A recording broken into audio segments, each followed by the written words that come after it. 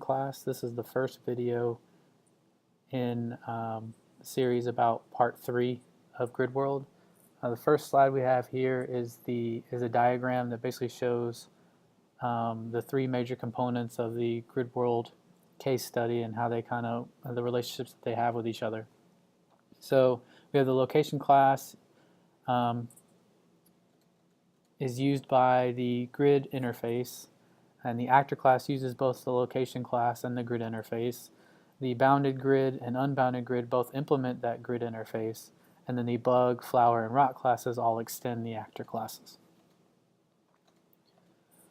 So like I said, we're going to focus on the location class. Every actor in the grid has a location and a direction associated with it. Directions are represented by compass directions measured in degrees, so 0 represents north, 45 northeast, 90 east, and so forth.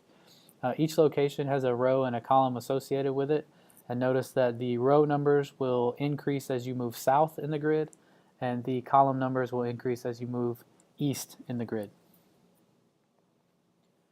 Instead of having to memorize the different locations as degrees, the location class provides 8 constants that specify the compass directions. So north is 0, east is 90, south is 180, and so forth. So instead of having to remember that southeast is 135 degrees, you can reference that direction by saying location dot southeast, and it will that direction will be represented by the 135.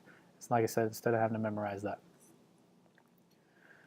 Location class also provides constants for commonly used turn angles. So left is equal to -90, right 90, half left -45, half right 45, full circle 360, half circle 180, and ahead is 0. And what that allows us to do is basically make our bugs or our actors turn. If we combine that with the set direction and get direction methods. So for example, this is the turn method for the bug class. What it does is says set direction, gets its current direction, then adds the amount that it wants to turn. So get direction, whatever direction you are, plus location.half right will give you a 45-degree turn to the right of whatever direction the bug is facing. If we want to do a left turn, we could say set direction, get our current direction, plus location dot left, and that would give us a left turn from where we are currently, the direction we're currently facing. As we said, a location in grid has a row and column. These values are parameters of the location constructor. So if you want to create a location, the first parameter you need to give it is the row you want. The second parameter you need to give it is the column you want. The location class provides 2 accessor methods that allow you to get the row and the column, and those are get row and get column. So if you wanted to just get the row from your location, you give the name of the location dot get row, that'll return the value for your row. Same thing if you want to do get the column, the name of your location dot get column will get you the column. There are 2 other location methods that give information about relationships between locations and directions. First is get adjacent location. It takes the direction as a parameter and returns a location object, and that location object will represent the location in the compass direction that is closest to that value. So we're going to look at some examples of these in a minute, but basically it will return the location that is in the direction that you just specified.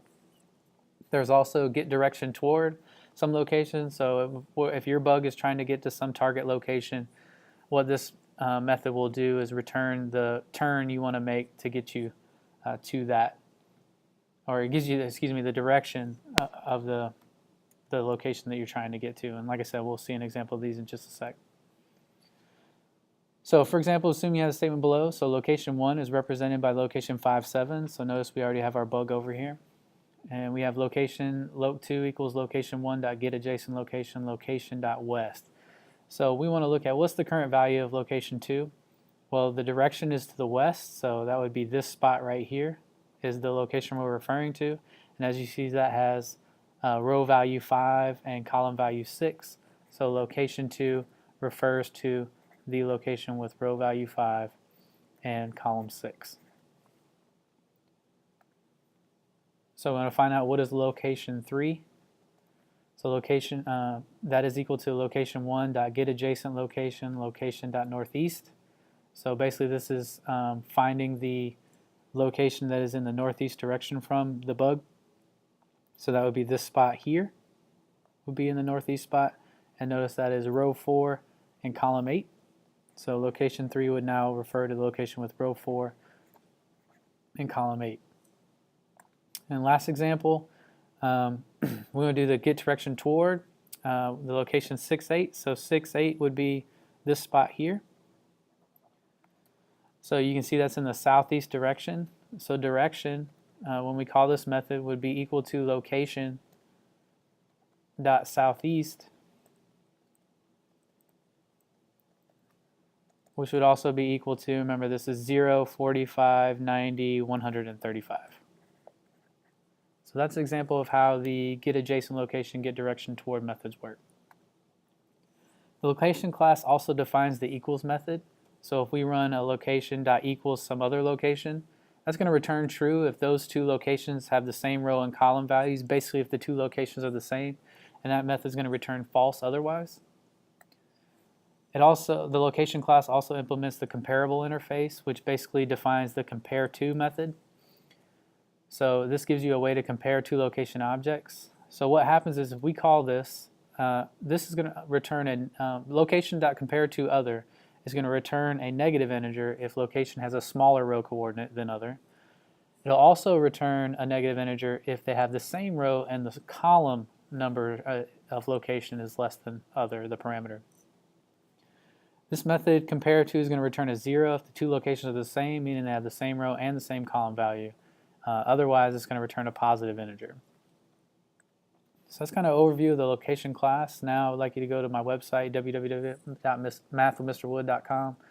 Go to the AP Computer Science page, go over to Grid World, and then you want to go to the Other Documents section and you want to take the Do You Know quiz for the location class. It's a Google form, so just answer the questions, fill them out, and then make sure you submit at the end.